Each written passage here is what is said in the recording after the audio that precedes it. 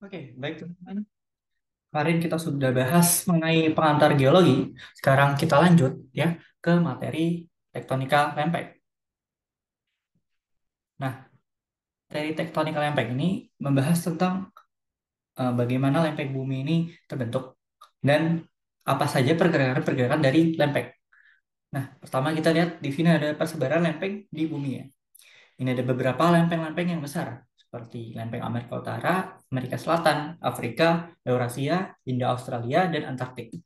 Nah, lalu untuk lempeng-lempeng yang lebih minor atau micro, itu ada Caribbean Plate, Cocos Plate ya, yang terletak di bawah di selatan Meksiko, lalu ada lempeng Nazca yang terletak di baratnya Peru ataupun Amerika Selatan, lalu ada lempeng Juan de Fuca yang terletak di barat dari Amerika Serikat dan Kanada, lalu ada lempeng Filipina. Nah, lempeng Scotia yang terletak di selatan South Amerika, lempeng Arabia, dan kadang ada lempeng Anatolia, Hellenic, dan Persia, teman-teman. Oke, jadi gimana lempeng ini bergerak ya? Kenapa lempeng ini bisa ditemuin sama ilmuwan? Jadi ada ilmuwan, ya, dia sebenarnya merupakan meteorologis yang bernama Alfred Wegener. Nah, dia meneliti bahwa garis pantai ya pada benua-benua di dunia ini cocok gitu ya. Kalau kita lihat ya bahwa garis pantai dari Amerika Selatan dengan Afrika ini mirip ya, kayak puzzle. Maaf ya. Nah, terus dia juga menemukan bahwa fosil yang sama yaitu fosil Mosasaurus ya, hewan akuatik ya yang hidup pada masa Mesozoik itu ditemukan pada benua yang berbeda. Dia itu ditemukan di Amerika Selatan dan Afrika. Lalu terdapat juga kesamaan struktur dan jenis batuan dari benua yang berbeda. Nah, lalu juga ditemukan ya bukti iklim purba gitu ya, sama yang nanti aku bahas paleomagnetisme. Nah, kita lihat ya pertama pada tahun ya 225 juta tahun yang lalu bumi ini em, disatukan. Lempeng-lempeng bumi ini satu ya dengan benua yang bernama Pangea ya, Pangaea. Lalu akibat aktivitas tektonis dan vulkanis gitu ya. Pada 150 juta tahun yang lalu, Pangea ini berpisah menjadi Laurasia dan Gondwana. Laurasia terdiri dari Eurasia dan Amerika Utara, lalu Gondwana terdiri dari Timur Tengah, Afrika, India, Antartika, Australia, dan Amerika Selatan. Gitu ya. Nah, di tengah-tengah Laurasia dan Gondwana ini terdapat laut yang bernama Laut Tethys. Nah, 100 juta tahun yang lalu, Gondwana dan Gondwana ini udah berpisah ya, South Amerika dan Afrikanya gitu ya. Dan India mulai bergerak menuju Asia. Nah, kalau kita lihat sekarang, ya India udah bersatu dengan Asia, kemudian Timur Tengah sudah berpisah dengan Afrika, dan kemudian Amerika Utara dan Selatan itu kembali tergabung. Apa itu paleomagnetisme? Ya, jadi paleomagnetisme merupakan keadaan atau kondisi kutub magnet pada masa yang lampau gitu ya. Nah, jadi sebenarnya magnet kutub magnet bumi ini berubah-berubah setiap tahunnya. Nah, dalam rentang ribuan tahun, kutub bumi ini dapat berubah sangat drastis ya. Misalnya mungkin sekarang itu ada di North Pole gitu ya. Nah, dulu itu bisa aja ada di sini ya, teman-teman. Nah, lama-lama dia berpindah-berpindah sehingga sekarang ada di kutub utara gitu ya. Nah, hal ini mempengaruhi apa? Mempengaruhi pembekuan batuan. Perlu diingat bahwa di dalam mantel bumi, ya, magmanya itu kan tadi kita lihat bahwa mantel isinya ferrum magnesium. Nah, ferrum itu kan merupakan unsur kimia yang ferromagnetik atau bereaksi dengan magnet gitu ya. Nah, jadi pembekuannya itu akan selalu menuju mengarah ke kutub yang ada pada saat itu gitu ya. Seperti itu. Jadi kalau kita lihat karena kondisi berubah-ubah, jadi terdapat selang-seling pada arah pembekuan dari magma.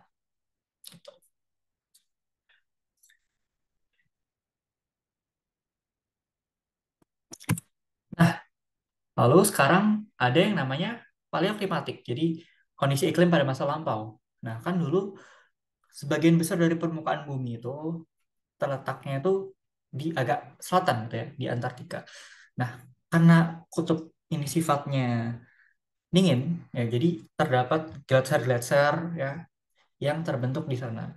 Nah, dulu South Amerika dan Afrika dan Australia dan India terletaknya sangat selatan, ya, termasuk ke daerah kutub. Nah, sehingga kalau kita lihat sekarang terdapat peninggalan-peninggalan dari sisa-sisa gletser yang ada di benua-benua tersebut. Nah, jadi gimana em, benua-benua ini terbentuk dan gimana benua ini tergeser gitu ya. Nah, jadi ada proses yang namanya sea floor spreading atau pembakaran lantai samudra. Nah, jadi akibat konveksi dari magma yang ada di bumi, di dalam bumi, ya, magmanya ini kemudian naik ya di tengah-tengah lautan, ya. Karena lautan ini lebih tipis, jadi lebih mudah ditembus. Lalu membentuk yang namanya mid-ocean ridge. Nah, kemudian magma-magma ini kan ketika sudah keluar dari kerak bumi dan udah di atas, udah berada di lautan ya, di dasar laut, itu dia bakal membeku dan membentuk punggungan-punggungan ya. Nah, karena proses ini berjalan sangat lama, maka punggungan yang lama itu akan tergeser dengan punggungan yang baru. Seperti itu.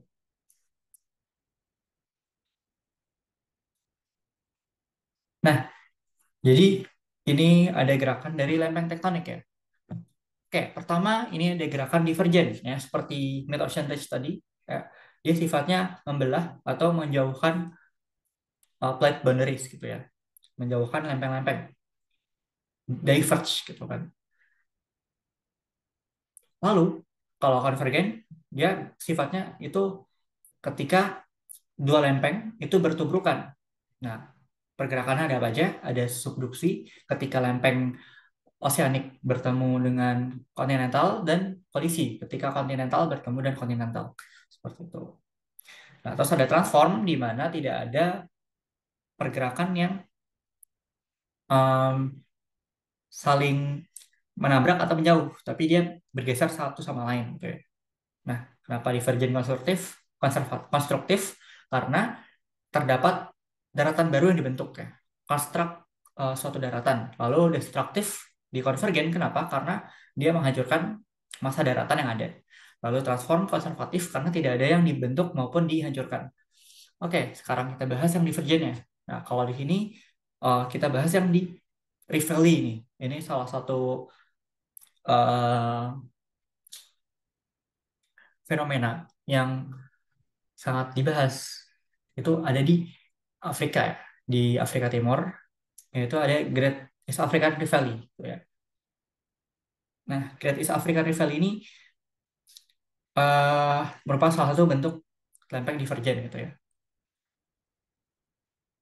Nah, jadi magma ini akan memisahkan kedua bagian dari daratan ya, kan, dan membuat lembah-lembah. Nah, kemudian lembah ini menjadi turun dan kemudian diisi oleh air, jadi laut gitu ya, daratan terpisah. Nah, sehingga terjadi karena daratan terpisah itu diisi oleh laut dan lautan jadi samudra karena makin luas gitu ya. Nah, jadi ini ya pertama yang lagi diproses ini adalah Plateau di Colorado ya. Terus yang udah ada proses lembah-lembahnya yang udah terpisah jadi dua lembah dan gunung gitu. Itu ada di African Rift Valley dan Rio Grande. Lalu Buat yang udah terisi oleh air itu ada di Red Sea ya. Kan kita bahas tadi bahwa eh, Middle East atau Timur Tengah dengan Afrika ini saling tergabung, kemudian terpisah dan sekarang ada Red Sea. Lalu yang udah jadi samudra itu ada Samudra Atlantik. Oke, sekarang kita bahas lempeng konvergen. Sekarang eh, kolisi dan abduksi dulu ya. Kalau kolisi, jadi adanya kedua lempeng yang bertabrakan gitu ya. Dan kemudian membentuk suatu daratan. Nah, ini lempengnya lempeng sama-sama kontinental ya. Nah, ini yang kontinental em, lebih ringan, dia bakal turun. Yang lebih berat bakal turun. Nah, jadi ini kan dulunya ada sedimen ya. Nah, ini tuh sedimen kan. Yang ini sedimen. Nah, ini baru batunya, litosfernya, keraknya, yang padat. Nah, sedimennya ini ketika bertabrakan, dia itu akan terangkat gitu ya. Terangkat dan menabrak satu sama lain. Jadi membentuk suatu lipatan atau fault mountain biasanya. Nah, biasanya kalau misalnya dulu di sini ada badan air atau samudra atau laut, nah biasanya di bagian sininya ya itu terisi oleh sedimen-sedimen yang berasal dari dasar laut, biasanya kalsit. Gitu. Lalu ini ada obduksi ya ketika lempeng oseanik ini terangkat gitu ya.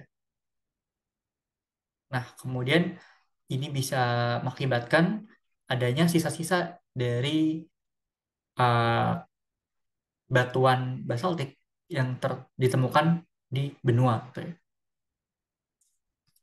Oke, sekarang ada subduksi. Jadi subduksi ini terjadi ketika si lempeng lautan atau lempeng samudra ini bertemu dengan lempeng, sorry, ya, lempeng samudra bertemu dengan lempeng kontinental atau lempeng benua. Sehingga lempeng samudranya ini karena lebih dense, dia akan tenggelam ke bawah dari si lempeng benua. Nah, ini menimbulkan apa aja? Jadi, ini akan menimbulkan ya yang namanya trench ya, trench atau palung. Nah, terus sedimen sebelum sorry, sebelumnya karena airnya ada yang eh, masuk ya ke magmanya dari si samudra.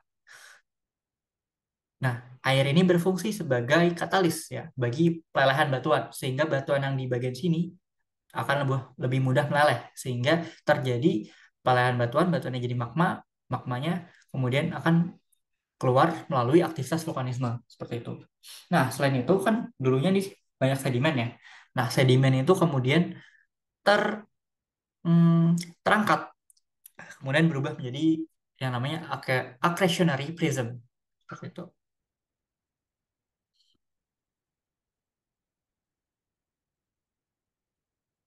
Nah, kita bahas mengenai lempeng transform. Nah, jadi lempeng transform ini dia sifatnya konservatif, hanya bergesekan. Ya. Contohnya ini ada di San Andreas Fault ya, di California. Nah, dia ini terbagi jadi dua, ya, sinistral, yaitu ketika lempengnya bergerak ke kiri, ya.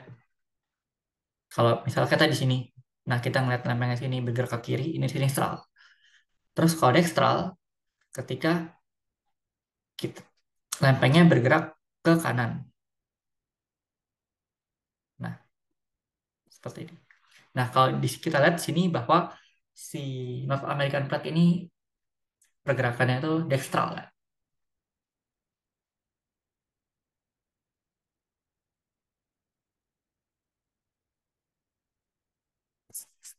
Nah, sekarang kita bahas tentang siklus Luzon ya. Gimana siklus dari pergerakan dari lempeng. Ya, pertama dia bakal mengalami uplift gitu ya. Uplift karena adanya tenaga magma dari bawah bumi gitu. Kemudian makin lama makin membentuk lembah. sehingga dia itu terpisah ya, terpisah, kemudian terpisah makin jauh lagi, kemudian eh, terbentuk subduksi dan kemudian em, bertabrakan dengan benua lain gitu ya. Jadi pertama ada embryonic ya, motionnya uplift, terus juvenile dan mature dia divergent, kemudian declining itu convergent, terminal itu convergent, dan shortering convergent juga. Ya, contohnya ini ada East African Valley ya.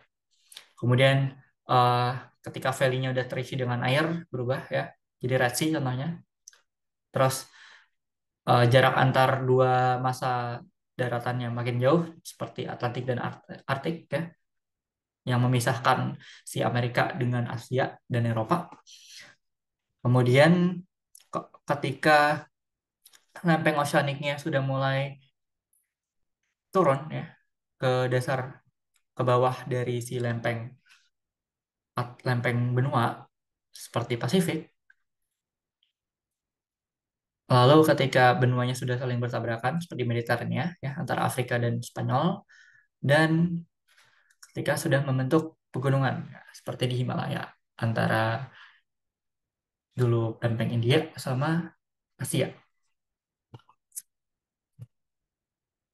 Nah, di sini kita bahas hotspot ya. Jadi ada yang namanya hotspot. Jadi ketika ada mantel ya, bagian dari mantel yang kemudian mendesak ya magmanya itu ke atas, sehingga terjadi aktivitas vulkanisme di tengah-tengah lempeng gitu ya. Nah, ini merupakan yang namanya intraplate plume gitu ya. Intraplate plume. Nah, jadi intraplate plume ini menimbulkan adanya berbagai gunung berapi ya yang ada di tengah-tengah lempeng. Nah, contohnya di tengah lempeng Pasifik itu ada gunung berapi Hawaii hingga kepulauan di utaranya Hawaii gitu ya. Nah, jadi kan ini kepulauan-kepulauan gitu ya yang dulunya vulkanik. Sebenarnya hotspotnya itu ya di situ-situ aja gitu ya. Mantle plume-nya di situ-situ aja. Tapi kan si lempengnya bergerak ya. Nah, karena lempengnya bergerak, dia ini sistem kayak conveyor ya. Eh, jadi awalnya dulu dia di sini, terus kan lempengnya bergerak ke sana.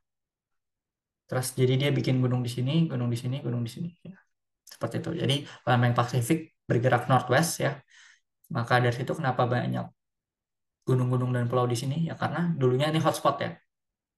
Gitu. Oke, jadi itu aja teman-teman mengenai materi lempeng tektonik.